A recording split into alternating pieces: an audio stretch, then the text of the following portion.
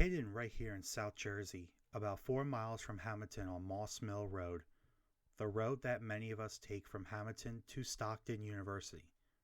You pass by what looks like a couple of dirt roads leading into the woods. There are no signs, no markers, not even a historic plaque that marks the site of where once stood the Amatol Speedway, better known as the Atlantic City Speedway. Right here from 1926 to 1928, over 90 years ago, a 1.5-mile wooden board track stood. From above, what remains is the outline of what was. Now, it's overgrown by pine trees, shrubs, and weeds.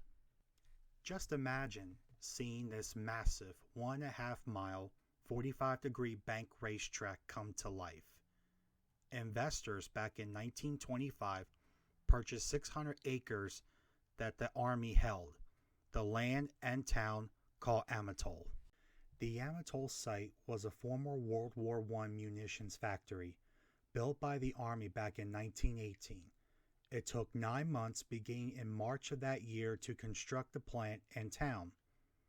Amatol was a highly explosive powder whose condition of the shell was uncertain after 5 years. This is what the plant made and was considered one of the world's largest munitions plants. This is where the town and plant got its name from. As quickly as it was constructed, it was dismantled and the land sold. The only building remaining from Amatol is the former New Jersey State Police Barracks. The large white building stands just off the White Horse Pike. The land was sold to some investors who, in 1925, hired a California contractor to build the 1.5-mile speedway, made of wood for $750,000. They started construction in 1926, and 4 months later, a racetrack stood right here. The track used 5 million feet of lumber that came in 263 railroad cars. Here is a picture of the first official souvenir program. Note the price for the program was only 25 cents.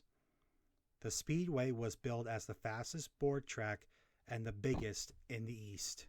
Some facts about the track are: it only held races for a short period of time from 1926 to 1928. The board racetrack could handle speeds of up to 160 miles per hour. 14 cars started the first race. 2 more races were held in 1926 and then a couple in 1927.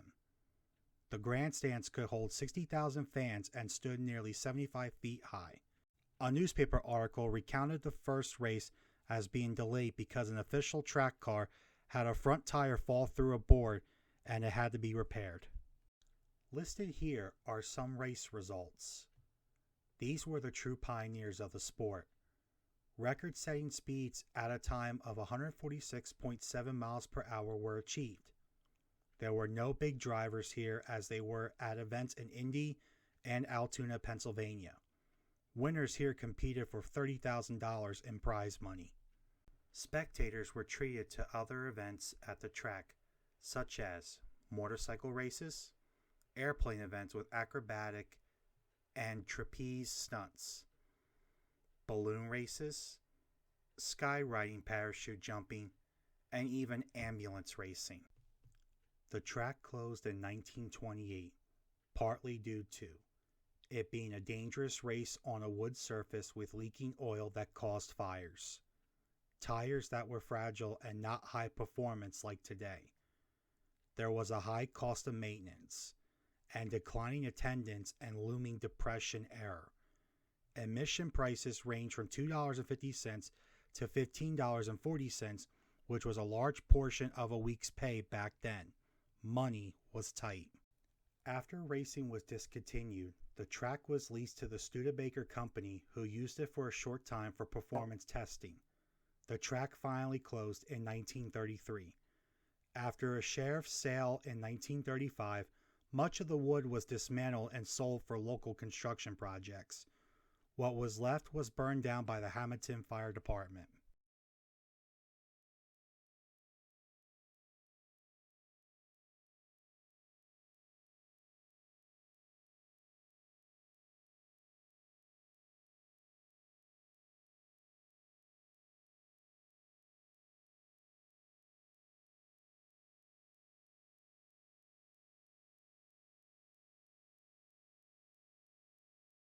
The racetrack site is partly owned by the state and privately owned.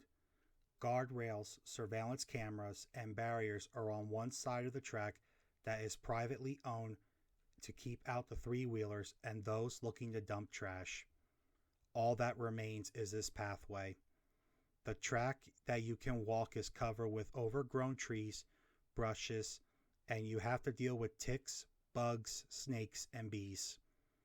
The track is outlined with a surrounding berm that was built up around the track.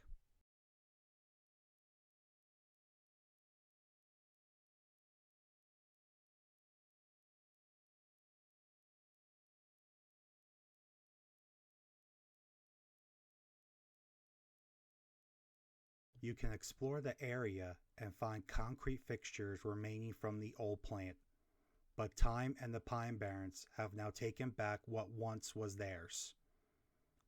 All that remains is what you read in the history books.